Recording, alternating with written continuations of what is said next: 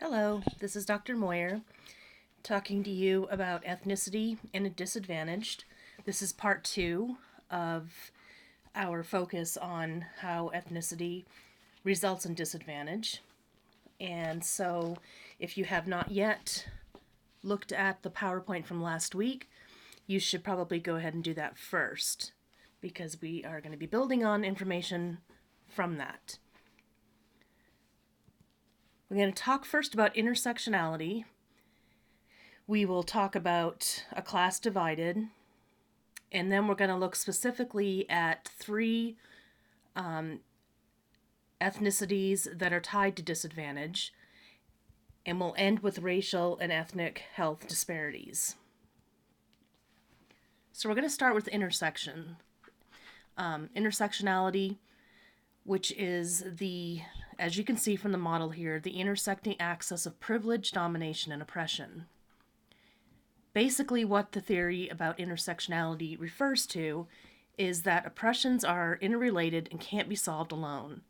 We can't focus on fixing or eliminating one form of oppression because other forms exist, and they're all related. So oppressions are not isolated. Plus, the unique intersection of each person's intersectionality puts different kinds of pressures and oppressions on them. For example, feminism that totally ignores racism is inevitably going to fall flat on its face, or pretending that all social issues boil down to class is an exercise in futility. A transgender African American woman experiences intersectionality because she experiences transphobia, racism, and sexism all at the same time. And the theory is you can't just work on removing one form or ism, one form of oppression, because they're all tied together and you're not necessarily removing oppression from that person's life.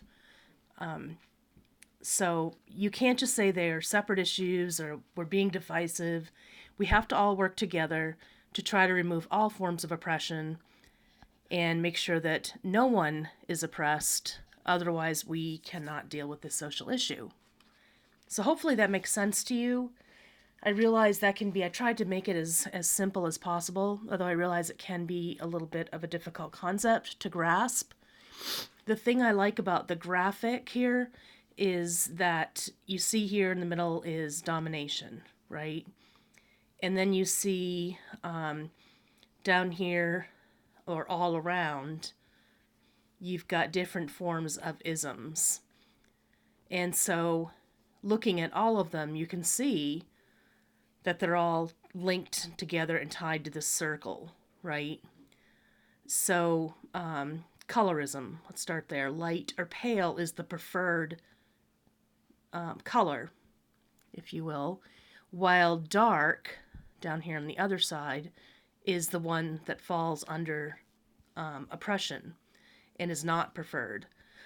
English as a second language is not preferred, so the language bias is linked here. Being unattractive is not preferred. So these are the people that are oppressed, right? And the people above here are the ones that enjoy privilege for each of the categories under consideration. And so this is kind of hard to say, and sometimes it gets people upset, but basically, if you can fall into all of these categories up here, you lead a privileged life. Whether you choose to acknowledge that and believe it is not really the point, because we have enough evidence that we know this is true. And there's been lots of things that have led up to this privilege and how it works in the United States. I'm going to read to you a little bit from the Race, the Power of Illusion PBS website. Posted some additional readings that I would encourage you to look at if you're interested. But this one in particular helps to explain kind of how that privilege has worked over time and how it has provided advantage for some, but not all. So many middle white class people, especially those who grew up in the suburbs, like to think that they got to where they are today by virtue of their merit, hard work, intelligence, pluck, and maybe a little luck. And while we may be sympathetic to the plight of others, or they may be sympathetic to the plight of others, they close down when they hear the words affirmative action or racial preferences. They say, well, they worked hard, they made it on their own, the thinking goes, so why don't they, being the other? After all, it's been almost 40 years now since the Civil Rights Act was passed. What white people don't readily acknowledge is that racial preferences have a long institutional history in this country, a white history. And here are just a few ways in which the government programs and practices have channeled wealth and opportunities to white people at the expense of others. So white Americans were given a head start with the help of the U.S. Army. The 1830 Indian Removal Act, for example, forcibly relocated Cherokee, Creeks, and other eastern Indians to west of the Mississippi River to make room for white settlers. So that was a specific policy. The 1862 Homestead Act followed suit, giving away millions of acres for free of what had been Indian territory west of the Mississippi. Ultimately, 270 million acres, or 10% of the total land area of the United States, was converted to private hands that were overwhelmingly white under Homestead Act provisions. The 1790 Naturalization Act permitted only, quote, free white persons, unquote, to become naturalized citizens, thus opening the doors to European immigrants, but not others. Only citizens could vote, serve on juries, hold office, and in some cases even hold property. So think about the power that's being held just from the color of a skin to being able to vote, hold property, etc.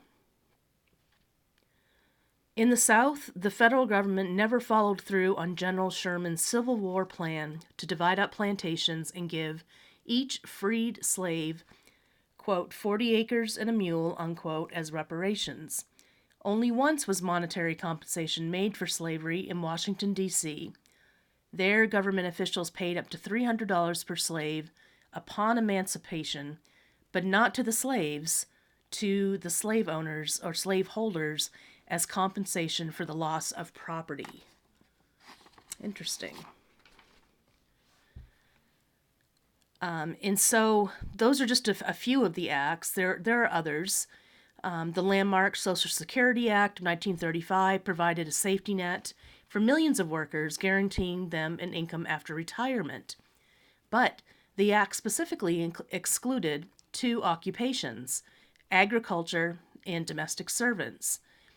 Those positions were predominantly held by African American, Mexican, and Asian individuals. As low-income workers, they also had the least opportunity to save for their retirement. So not only were they blocked from Social Security, but they couldn't even save because they didn't make enough money. This means they weren't able to pass wealth on to their children. Just the opposite. Their children often had to support them. Like Social Security, the 1935 Wagner Act helped establish an important new right for white people. By granting unions the power of collective bargaining, it helped millions of white workers gain entry into the middle class over the next 30 years. But the Wagner Act permitted unions to exclude non-whites and deny them access to better paid jobs and union protections and benefits such as health care, job security, and pensions. Many craft unions remained nearly all white well into the 1970s. In 1972, for example, every single one of the 3,000 members of the Los Angeles Steam Fitters Local 250 was still white. But it really was another racialized New Deal program called the Federal Housing Administration that helped generate much of the wealth that so many white families enjoy today. These revolutionary programs made it possible for millions of average white Americans, but not others, to own a home for the first time. The government set up a national neighborhood appraisal system, explicitly tying mortgage eligibility to race. Integrated communities were ipso facto deemed a financial risk and made ineligible for home loans, a policy known today as redlining. Between 1934 and 1962, the federal government backed $120 billion of home loans. 98% of those loans went to white people. Of the 350,000 new homes built with federal support in Northern California between 1946 and 1960, fewer than 100 went to African Americans. So these government programs made it possible for new segregated white suburbs, mostly white, that sprang up around the country after World War II. So, reaping the rewards, when you think about these acts, these government acts that were in place, it's nearly impossible to remove the effects of those acts in today's society, because the advantages that are passed down from generation to generation that started with acts like this, that specifically excluded anyone who was non-white, makes it very difficult for anybody that isn't white to have accumulated anything that they can pass on to their children. So one result of the generations of preferential treatment for whites is that a typical white family today has an average 8 times the assets or net worth of a typical African American family. And a family's net worth is not simply the finish line, it's also the starting point for the next generation. Those with wealth pass their assets on to their children by financing a college education, lending a hand during hard times, assisting with a down payment for a car or for a home. Some economists estimate that up to 80% of lifetime wealth accumulation depends on these intergenerational transfers. White advantage is thus passed down from parent to child to grandchild. As a result, the racial wealth gap, the head start enjoyed by whites, appears to have grown since the civil rights days. Very alarming. In 1865, just after emancipation, African Americans owned only at 0.5% of the total worth of the United States. By 1990, 135 years later, African Americans still possessed only a meager 1% of national wealth. The slick thing, there is in The Power of an Illusion, John Powell, who is a scholar and writes for some of the series, said, and I quote, "The slick thing about whiteness is that whites are getting the spoils of a racist system even if they are not personally racist." And I think that's the quote that we have to focus on. It's not saying that anybody hasn't worked hard to get to where they are or had to struggle, or that any white people are ever living, that white people are never living in poverty. That's not what's being said at all. Really, what it's saying is that there is this racist system that's been in place, and if you're a white person, you don't have to participate in it. You don't even have to think about it, because it doesn't affect you in the profound way that it affects people that are non-white. And so white people get to enjoy the benefits of being white, even if they are not personally racist. But rather than recognize how racial preferences have tilted the playing field and given whites a head start in life, many white people continue to believe that race doesn't affect their life. Instead, they chastise others for not achieving what they have. They sometimes even invert the situation and accuse non-whites of using the race card to advance themselves. Sometimes white people suggest that the differences are due to a natural ability or motivation. However, there has been a lot of research, and a lot of it done by sociologist Dalton Conley, that when you compare the performance of families across racial lines who make the same income, hold similar net worth, a very interesting thing happens. The performance gap that we pretend exists between whites and non-whites is not a product of nature, but unequal circumstances. Because those racial disparities in education, graduation, welfare, and other outcomes disappear when everything else is held the same. So, this article ends with, isn't it a little late in the game to suddenly decide that race shouldn't matter? So why do I say all this? Why am I telling you all this? Why is this important? I'm telling you this because as a professional that's working with all kinds of families and in a discipline that accepts and supports and tries to empower and improve the lives of all individuals and families, we have to understand how the system is working against some families, but not others. If we don't, we're not going to be able to do our job to the best of our ability. This movie here is called A Class Divided. Let me start over. It focuses on Jane Elliott's work. She was a teacher. I'm not sure. I think it was maybe first grade or second grade. I don't know. Or maybe even third grade that she was teaching at the time when Martin Luther King was killed. And her students had a lot of questions, and she was really having a hard time explaining and answering them. And so she conducted an experiment called Brown-Eyed, Blue-Eyed, where she divided her class up into two different groups and assigned them either they were part of the good group or part of the bad group. And so it was all based upon their eye color. And the first day she made the blue-colored eyed children the ones in power or in control.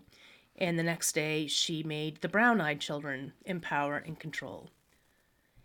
And the activity is pretty profound when you see what happens with the children. And if you want to go even further, Jane Elliott actually conducted this experiment with adults, and it gets even more emotionally heated if you watch the results. I'm not going to play the movie on this while I'm recording this video for you because it's about 55 minutes. But you need to watch it so that you can answer questions that will be on the test concerning the movie. And do take notes so that you have detailed notes about what you see.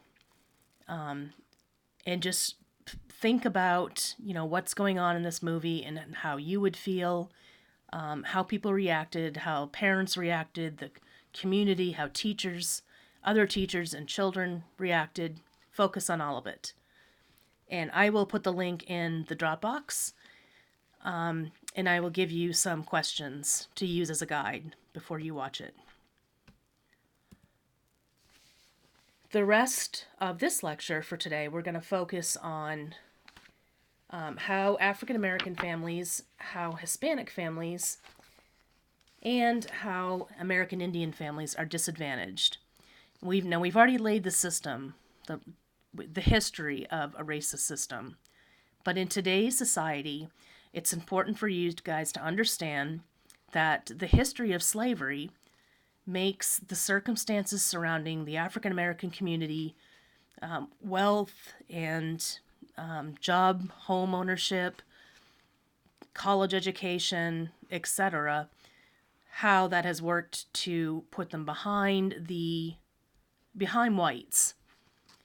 And so income is less, African Americans are less likely to be promoted, to receive raises.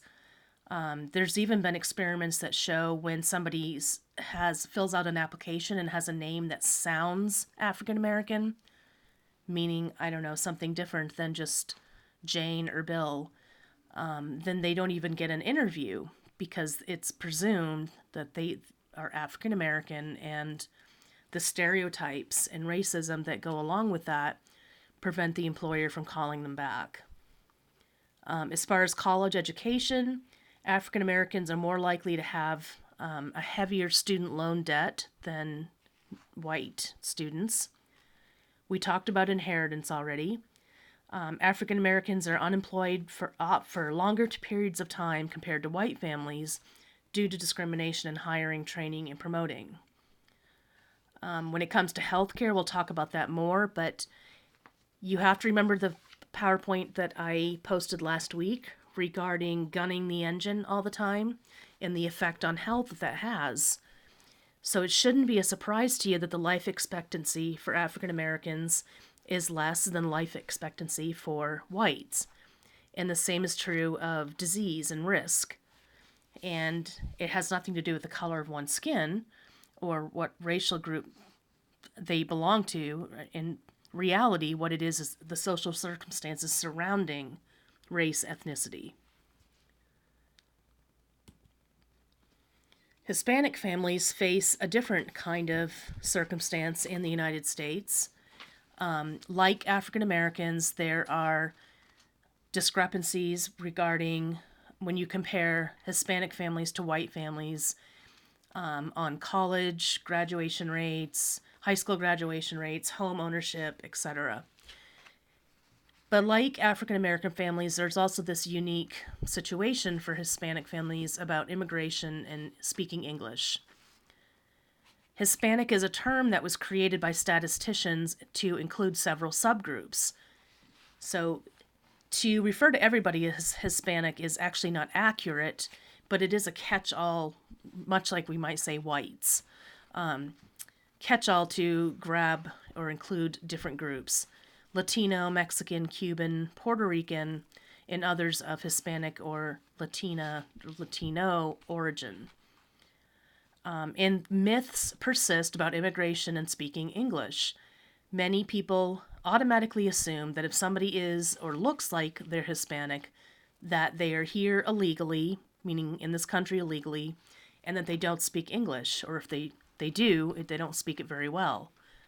And these myths, of course, put up different types of barriers for Hispanic people because they're not able to partake of every opportunity that white people will be able to because of the assumptions about their citizenship and their ability to speak English.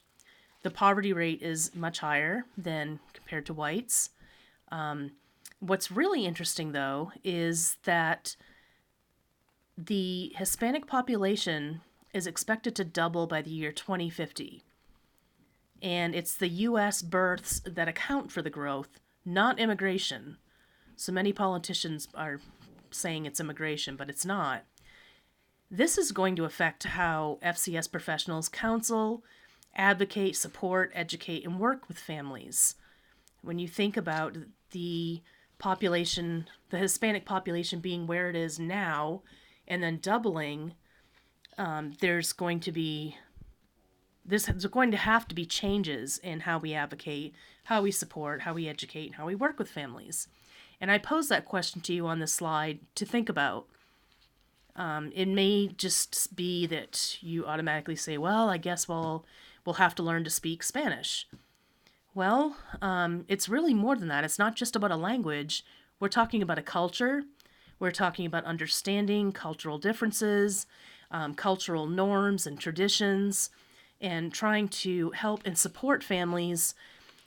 We have to understand and know what these traditions, what these norms are, so that we can do the best job possible.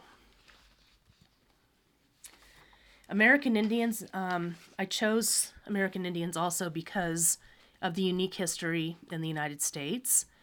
American Indians were forced away from territory that they had owned previously, or really nobody owned was the philosophy, but it was everyone's land until the white man came and started taking it, I guess, just because they felt they could. The proper terminology, it used to be Native American. It is now American Indian. It takes away the native part of that term, so it's not quite as primitive, doesn't bring up connotations or images of anything native. And we are talking about Americans, the original Americans. Refer by tribe affiliation if at all possible. If somebody shares that with you, then, or if you are comfortable enough in a conversation to ask, then do so. American Indians actually have the highest poverty rate of all the groups that we've talked about. It's almost 1 in 3. And it's a very, what's the word I'm looking for? It's a harsh type of life, particularly living on the reservations that are set aside for use by American Indians. And that's why you do see such a high suicide and substance abuse rates among American Indians, particularly that do live on tribal lands, because it's depressing. It's not a big land of wealth and opportunity and excitement, and I feel like I'm discriminating, and I'm not trying to discriminate. I'm just trying to help you understand that this is a bleak and depressing life, and it really has a profound effect on people's mental health. So if you're living in an area and you're seeing your friends, your family die early, and die due to substance abuse or suicide or even diseases because of the treatment by society and the effect that has on health, that can take its toll. And it's hard. It's hard for anyone in those circumstances. But then you also add the discrimination, the history of American Indians in the United States, and the beliefs that people hold about American Indians, and it's a bleak picture indeed. We used to have these Indian boarding schools where children were taken from American Indian families, put into these schools, pulled away from their family, and they basically had to have the Indian taken out of them, is how it's been put. So they weren't allowed to speak their language. They weren't allowed to follow any of their customs or traditions. They were beat and punished very harshly if they cried or if they tried to use any of their language or traditions, or even if they were just homesick. Basically what was happening is white Americans were trying to make American Indians act white so that they could remove those cultural differences from them, and they thought this was actually a good thing. It would improve their position in life. Those, of course, no longer exist. It's quite horrifying if you do some research on that to find out about the circumstances. Thank God they don't exist anymore. But again, that was something that is linked to the culture of American Indians, so it is unique to that population. Racial and ethnic health disparities. I'm not going to spend a great deal of time on this because we did talk about this last week with the little video clips that I showed in the PowerPoint that started our talk on ethnicity and disadvantage.